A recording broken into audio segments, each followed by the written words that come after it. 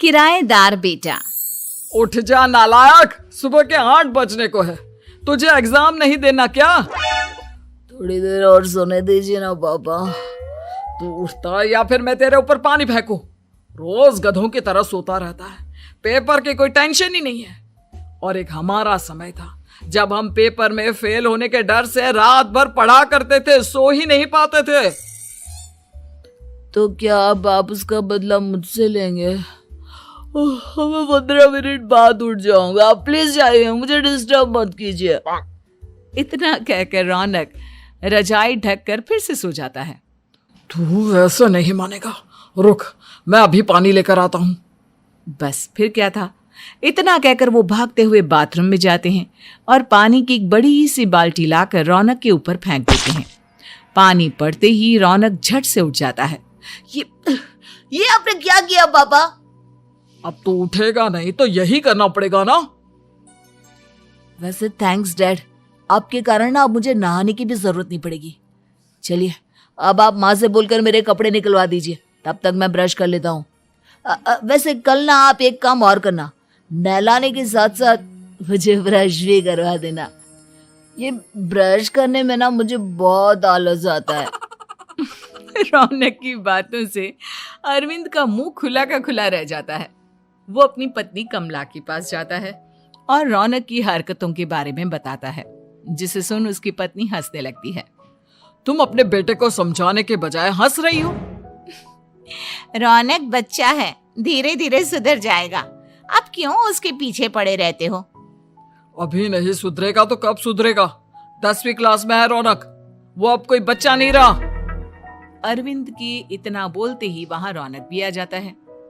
क्या डैड, मैंने आपको एक काम दिया था, वो भी नहीं हुआ आपसे। अरे क्या हुआ बेटा?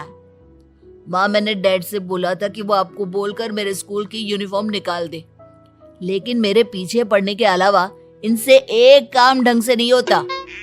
देख रही हो कमला, देख रही हो अपने लाडले को? अरे आप चुप रहिए जी। चलो बेटा, मैं तुम्हें कपड़े निकाल कर दे देती हूँ। बस ऐसे ही साल पर साल बीतते जाते हैं, लेकिन रौनक के रवैये में कोई बदलाव नहीं आता। वो पहले से भी ज्यादा आलसी और पूरी तरह अपने माता पिता पर निर्भर हो जाता है। 2 साल बाद पता नहीं कहाँ गायब रहता है पूरे दिन, अब तक तो आ जाना चाहिए था। अरे आप इतनी फिक्र क्यों कर रहे हैं उसकी? दोस्तों के साथ खेल रहा होगा, आ जाएगा अभी। ये कोई टाइम है खेलने का? 10 बजने वाले हैं, इतनी रात में कौन खेलता है? कमला कुछ कहती उससे पहले ही रौनक वहां आ जाता है। मम्मी जल्दी से खाना लगा दो, बहुत भूख लग रही है। तुम्हें तब तक खाना नहीं मिलेगा जब तक तुम बता नहीं देते कि इतनी रात गए कहां से आ रहे हो। ओ प्लीज डैड, अब आप एसी पे प्रद्युमन बनकर मेरे सर पर बंदूक लेकर मत बैठ जाना। अपनी फालतू की बकवास बंद कर और बता कहां से आ रहा है। माँ अब समझाइए ना डैड को। बता देना बेटा, इनको भी तसल्ली हो जाएगी। आप बोल रही हैं तो बता देता हूँ, मैं दोस्तों के साथ मूवी देखने गया था, इसलिए देर हो गई।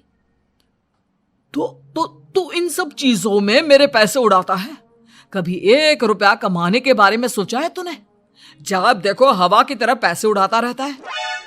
माँ अब आप इन्हें चुप करा दीजिए, वरना ना मुझे गुस्सा आ जाएगा।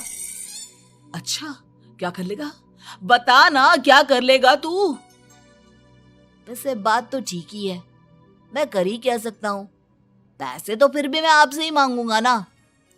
चलिए अब ये सब बात छोड़िए और मम्मी मेरे लिए खाना लगा दीजिए। अभी लगा देती हूँ बेटा। मैं बता रहा हूँ कमला, एक दिन ये ऐसे ही बिगड़ जाएगा। ओफो, आप क्यों इतना पीछे पड़े रहते हो मेरे बच्चे के?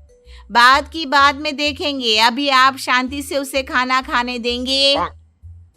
अगले दिन डैडी मुझे 10,000 रुपए चाहिए। हाँ? अब इतने पैसे क्यों चाहिए तुझे? डैड आप बिना सवाल किए कभी पैसे नहीं दे सकते क्या? जब तक तू बताएगा नहीं तुझे पैसे भी नहीं मिलेंगे। अरे अब आप अपने बेटे को पैसे भी नहीं दे सकते? नालायक, तेरी उम्र के लोग नौकरी करते हैं और एक तू है जो नौकरी करने का नाम ही नहीं लेता कभी।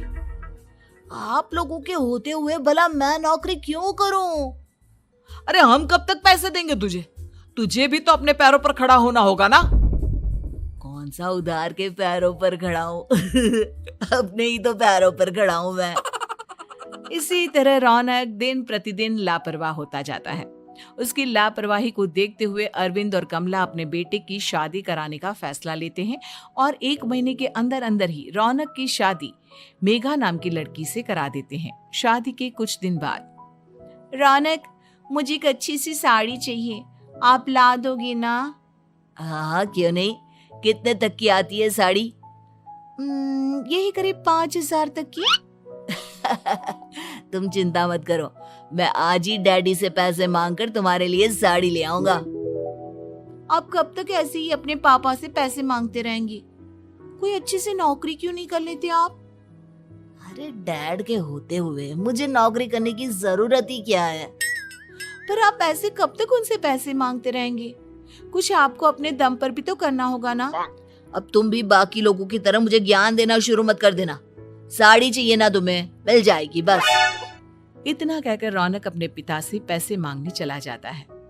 डैडी, मुझे 5,000 रुपया चाहिए। अब 5,000 क्यों चाहिए तुझे? वो मेघा को साड़ी चाहिए थी।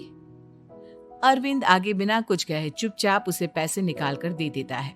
कुछ दिन बाद, तुम्हें नहीं लगता कमला, रौनक हम पर पहले से भी ज्यादा डिपेंड हो गया है? मुझे तो अब उसके भविष्य की चिंता होने लगी है। कल को हमें कुछ हो गया तो वो क्या करेगा? काश तुमने पहले ये सोच लिया होता तो आज हमारा बेटा इतना लापरवाह नहीं होता। तब मुझे कहाँ पता था कि मेरा लाड प्यार उसे इतना बिगाड़ देगा कि वो इस हद तक लापरवाह बन जाएगा। कोई बात नहीं, अभी भी देर नहीं हुई। मुझे पता है उसे कैसे सुधारा जा सकता है। कैसे? अरविंद कुछ कहता उससे पहले रौनक वहां आ जाता है और पैसों के लिए हाथ फैलाने लगता है। डैड, मैं और मेघा बाहर घूमने जाना चाहते हैं। अरे वाह, ये आज सूरज कहाँ से निकला है? Dad please. अच्छा चलो अब मुद्दे की बात करो। मुझे अब 25,000 चाहिए। अब तुम्हें 1 रुपया भी नहीं मिलने वाला।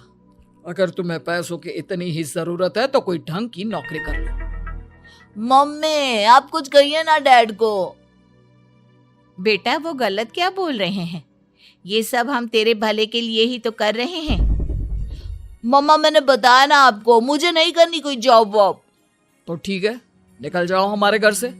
तुम्हारे जैसे लोगों के लिए मैंने ये घर खड़ा नहीं किया है। जितना ये घर आपका है ना, उतना ही मेरा भी है। मैं कहीं नहीं जाने वाला। जाना तो पड़ेगा ही तुझे, क्योंकि अब मैं तेरा कोई भी खर्चा नहीं उठाने वाला। ठीक है, मत उठाइए मेरा खर्चा, मैं अपने दम पर भी जी सकता हूँ। तो बेशर्मों की तरह अब तक यहाँ क्यों खड़ा है? अपना सामान ले और निकल जाए यहाँ से। रौनक पैर पटकते हुए वहां से चला जाता है। घर से निकालना जरूरी है क्या उसे? बिना पैसों के कौन रखेगा उसे किराए पर? अगर उसका भविष्य सुधारना है तो हमें अपने दिल पर पत्थर रखकर ये कदम उठाना ही होगा। दोनों बात कर रहे होते हैं कि रौनक अपनी पत्नी के साथ एक बड़ा सा बैग लेकर घर से निकल जाता है, लेकिन घर से बाहर उसे कोई भी मुफ्त में अपने घर किराए पर नहीं रखता। अंत में थक हार कर वो फिर से अपने घर चला जाता है। क्या हुआ? थोड़ी देर पहले तो दहाड़ते हुए घर से निकला था, अब क्या हुआ? नहीं रखा ना किसी ने तुझे किराए पर? डैड प्लीज, मैं कुछ दिनों में कोई अच्छी सी नौकरी शुरू कर दूंगा। आप तब तक तो हमें रख लीजिए प्लीज। सुबह से रात हो चुकी है लेकिन कोई हमें रखने को राजी नहीं है। अब आप ही बताइए, इतनी रात को मैं मेघा को लेकर कहाँ जाऊंगा? ठीक है, बहू की वजह से मैं तुझे घर पर रख रहा हूँ, लेकिन तू इस घर में एक बेटे की नहीं बल्कि एक किराएदार की हैसियत से रहेगा। 3 महीने हैं तेरे पास। इन 3 महीनों के अंदर अंदर मुझे तेरी पहली तनख्वाह हाथ में चाहिए, समझ गया? पक्का डैड, इन 3 महीनों के अंदर अंदर तो कोई बढ़िया सी नौकरी ढूंढ ही लूंगा मैं। ऐसे ही धीरे धीरे समय बीतने लगता है और अरविंद के दिए 3 महीनों में से 2 महीने बीत चुके होते हैं। पापा जी ने हमें 3 महीने दिए थे, जिसमें से 2 महीने तो बीत चुके हैं। अब ये आखिरी महीना बचा है। अरे तुम चिंता मत करो, आज मेरा ना 2 जगह इंटरव्यू है, दोनों में से कहीं ना कहीं तो जॉब लग ही जाएगी। अच्छा, all the best. Raunak interview के लिए निकल जाता है, जिसके बाद शाम में रौनक घर आता है। कैसा गया इंटरव्यू? आपकी नौकरी लगी या नहीं? अरे पहले सांस तो ले लेने दो अच्छे से।